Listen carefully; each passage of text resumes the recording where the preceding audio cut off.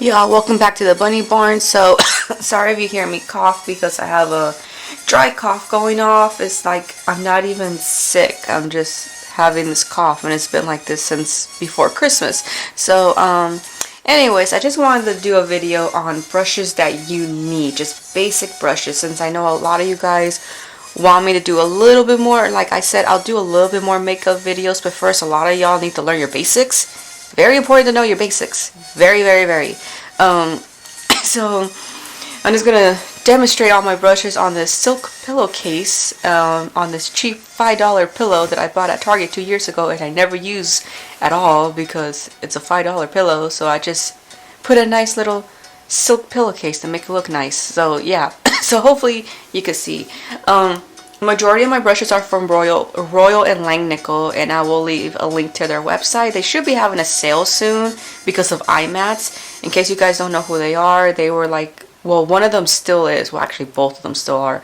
But they're owners of iMats, basically. So, brush that everybody needs. It's a freaking lid brush or a flat brush or whatever you want to call it. It's flat. A lot of them have that curve right there so they could really meet the eye and, you know, kind of go with the curviness. And yes, there are different types of sizes. That's why I kind of recommend Royal and Langnickel, because they have more of that, you know, small, medium, and large kind of range, and you could buy individual eyeshadows if you want. Whereas like where you get these sets and some of them don't come with that many to choose from.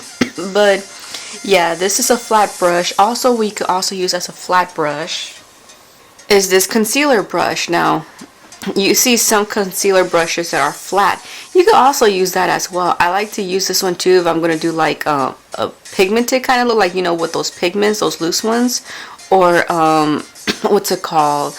The shimmery shadows. I like to wet this one a little bit with a spray bottle and then just dump it into the shimmery shadow and then pack it on. So, you know, both are very good to pack on. Also, I like using synthetic brushes. I really don't use real hair ones because I feel like they just take up a lot of product. So another brush that you need is a fluffy brush, because this will help you in your blending your eyeshadow and everything. So this is very, very important. This is by the Envy collection of Royal and Langnickel.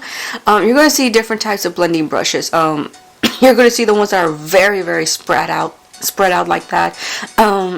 Those are cool because you can like really like blend everything out. But if you want something that does like more of a blending but yet detailed kind of look, you could get the more tapered down. So of course the website I have is gonna, like, you know, have many choices. But yeah, and you see how I'm like kind of shaping it like that? Well, when you're done washing your brushes, you should always like reshape your brushes. So yeah, everyone needs a fluffy brush too, so I'm just showing you those options right there. There's also some, this is my Sephora one, some that are a little bit more dense. I mean, not dense, that are not as dense, I mean. But they still do a good job. These are really good, like the ones that are not very dense. These are very good if you're like really heavy-handed. So, but I work well with this one just as well. I know some people can't work with brushes that are not very dense. Another concealer brush I have right here. This one's just more of a tapered kind than the other one that I show you. But you could also use this as to apply pigments if you want, or for just a regular, you know, eyeshadow standard brush that you need to pack on just regular shadow. So if you want to do that as well. Another concealer brush, to tell you the truth, you guys, I mean, the concealer brush is more of an option, but if you really wanted to invest in one, that's fine. You can get like one of these dome ones. Also, there's also smaller ones than these, and they're mainly aimed for eyeshadows. I think Real Techniques has one.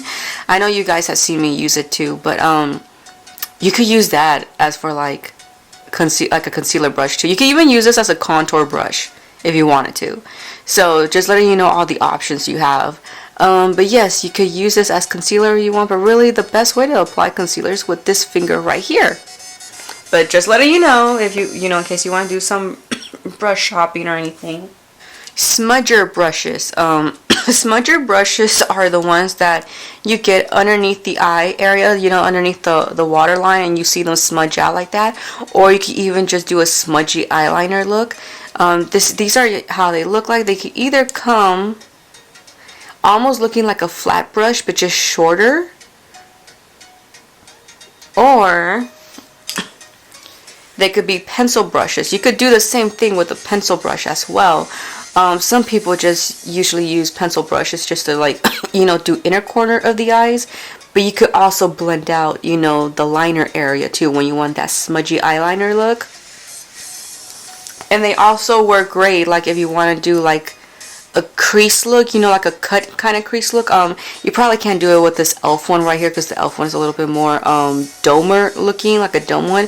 But I mean, these brushes have like so many names. They have like smudger brushes, a bullet brush, or a dome brush, a pencil brush, or a fine tip. I don't know, there's so many fucking names out there. But yeah, this one, as you can tell, is very, very fine. This is by Delium. Also another smudger brush. Now I don't use this for smudging anymore or any kind of like very detailed line kind of look, because I use this to like remove a prosthetic and I grabbed the wrong one, and you're not supposed to, you know, use your prosthetic brushes, or, you know, on beauty, or your beauty brushes on prosthetics. So, and I forgot I grabbed the wrong one because I was in a rush. So, but this is a makeup brush. It just looks dirty because I removed a prosthetic and it was hard to get rid of all the stuff.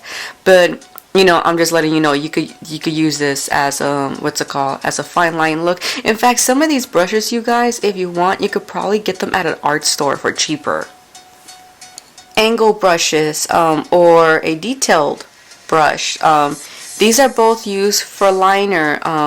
Again, if you want to, this one, the detail brush, you could probably just get it at an art store, and it'll be so much more better, to tell you the truth.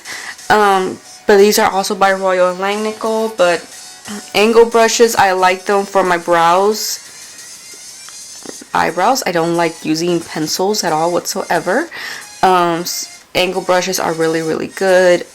Get one that's like this size though, or yeah, you could get one that's a little bit bigger. It's just some of them, the ones that are just really, really big, they don't do a good job into getting the hairs and making it look like real hair. And last but not least, a blush brush. Now, you're going to see many different ones out there, many different shapes. This is the Real Techniques one. You can even use this for powder, and it does a very good light amount of powder on your face, like, because I know we don't all want to be looking dry and matte, especially if you have dry skin. So if you only just want just a little bit of powder, dusting of powder, this is such a good brush for it. It's dual fiber. And this is so great for blush. It puts on just the right amount. It's good if you're heavy-handed. You also have like these, the ones that look like contouring almost. Yes, you could use this for contouring. You could use this for highlighting. And you could use this for blush as well. And then you have more of the domer brushes that you could use for your blushes as well. A lot of people do like this just because it quickly packs on the color. So really it's just your preference, you know, of what you guys like. Now, as you can see, I did not put any what's it called, face brushes in there, because really I'm doing the brushes that you really need. Nobody really needs a face foundation brush or anything like that. Nobody really needs a powder brush, but if you do need the powder, I recommend a powder puff. Give me 1 minute so I could get mine. See these are still wrapped up. If you have very, very oily skin, I recommend these powder puffs, because if you get a makeup powder brush, it's not going to do anything for you. It's not. Trust me, I've tried it. You need one of these. And tomorrow's video, I will post up how to use these brushes. And yes, I will also add in the face brushes in case you guys are very curious. But I just did not add the face brushes, you know, like the foundation ones or any of that stuff in here, because I wanted to just do a video that I recommend you guys to buy, okay? I'm not going to recommend a foundation brush for you guys to buy, especially because I have shown you guys how to do your makeup with just your fingers. I mean, if it's just you, don't worry about it. Unless you're me and you have clients, you know, you're doing stuff on actors or models or whatever, of course you're going to need sponges and brushes and stuff like that. But, you know, it's just you guys. just your cute little self, so it's okay.